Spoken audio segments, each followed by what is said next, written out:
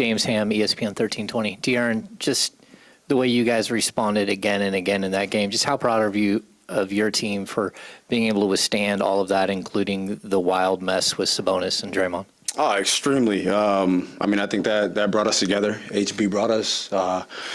We huddled up and we're like, yo, we have to win this game, especially everybody thought he'd be ejected. So when that happens, you know, usually that team kind of comes together and goes on a run. But we were able to negate that, and I think we finished the game extremely well in those last few minutes. Yeah, De'Aaron, Brendan Nunez, Kings Herald, second straight really good game from Malik. Can you just speak to the importance of having secondary playmaking out there and how it makes the game easier for everybody but yourself specifically? Yeah, I mean, he's been doing that all season. Obviously, we want him to do it throughout the season more consistently, but you know, when you have, you know, some rest in between games, obviously, and also playing the same team twice, and you get to be able to adjust to, you know, coverages that they throw at you. I think he responded extremely well. I mean, him and Davion, obviously last game it was him and Trey. This game it was him and Davion stepped up big time for us.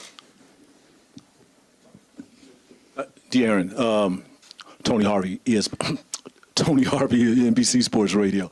The last game, the Warriors had 31 assists, and that evaporated down to 18. What are you guys doing, you know, what do you guys do tonight, you know, to limit them, you know, in those passes and finding those open lanes? I think a big part of it was Draymond. I mean, he had 11 assists in the first game. We go back, we make adjustments. And if he's in a double-digit assist type of game, then they're having a good game. They have a flow going to it. So we just wanted to be able to disrupt it. I think they said we had 24 deflections. How many steals? 11 steals, 20 turnovers. You know, I think we were just being extremely disruptive, trying to be physical without fouling. And I mean, I feel like obviously some guys had a good game, but I feel like we kind of disrupted the flow of their game. Back here, Fox. Sean Cunningham, Fox 40. Obviously, it's an ugly moment with Draymond. I know you guys are really tight with him, and obviously with Sabonis. Does that change anything in your mind, seeing an ugly moment like that, and especially the way maybe he riled up the crowd after? I mean, you know, going against him and some guys in this league that it's going to get physical. Obviously, that shouldn't happen. But at the end of the day, we're protecting our teammate. And, I mean, that is what it is at the end of the day. Mark Haynes, Sacramento Observer. De'Aaron, this is your second great playoff game, playoff game of your career. Is it safe to say that you're built for this? I'll let the fans do that.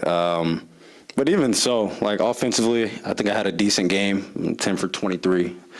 Even though some people shoot 43% for the season, I tell Malik, I'm like, yo, I can't shoot 50% every game. But for me, I think the big thing was, you know, the 3 steals. I think it has 1 block, but I thought I had 2 blocks. But the 3 steals in the block, I think was bigger for us than me just putting the ball in the basket. And then 9 assists, I think I had two turnovers. And I think as a team, we had 2 turnovers in the second half alone. So that was huge for us.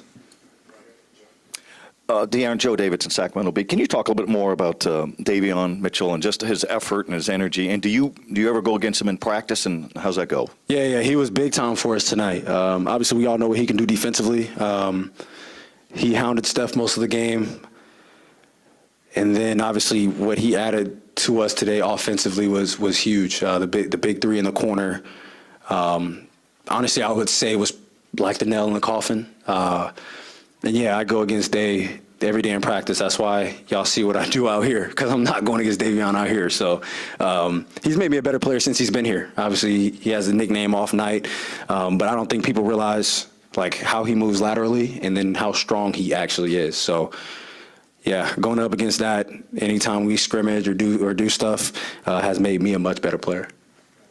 Hey, De'Aaron, Matt George, ABC 10. I don't know how you feel about milestones necessarily, but this is the first time in the Steph, Clay, Draymond era that the Warriors have gone down 0-2 in a playoff series. Does that mean anything to you or to the team? I would say for us, we knew that we needed to be better at home. And in these first 2 games, we protected home court. And I think that's about all we're taking from it. We protected home court.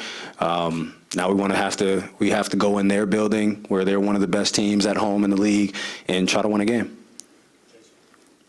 Aaron Jason Anderson from the Sacramento Bee. To follow up on that, how much better does it feel to go up 2-0 at home, but as you go to San Francisco? How much more confidence does that give you than maybe being in a 1-1 situation? It feels good. It definitely feels good just being able to protect home court. I mean, that's what you play, the entire season for, is to try to get home court advantage as much as you can throughout the playoffs. So for us to be able to protect that, I think it's definitely huge for us. And I mean, it builds confidence day after day, game after game. When you're winning a game in a playoff series, it builds up your confidence. Obviously, you don't want to overreact or go into a game overconfident, but I mean, you put yourself in that position, so you have the right to be confident. But we know that, we go and watch film, we go back to the drawing board, we see what we need to adjust on, and we play the next game.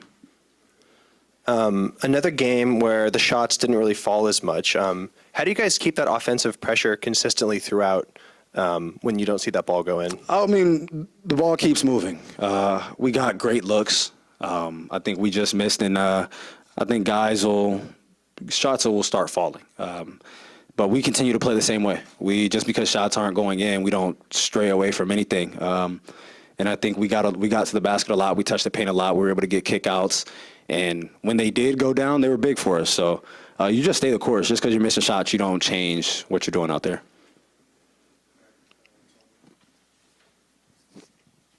Just want to get your perspective on Herter, how he's defending Clay. Clay did, get a couple big shots down the stretch and stuff, but just want to get your, commentary on Herter's work on Clay. Yeah, Clay's going to make shots regardless of what's going on. I mean, a lot of times, especially in this league with guys and how talented they are, unless you're blocking the shot, then it's hard. You just want to you try to contest as heavily as possible and hope they miss at times. But Kev was big for us.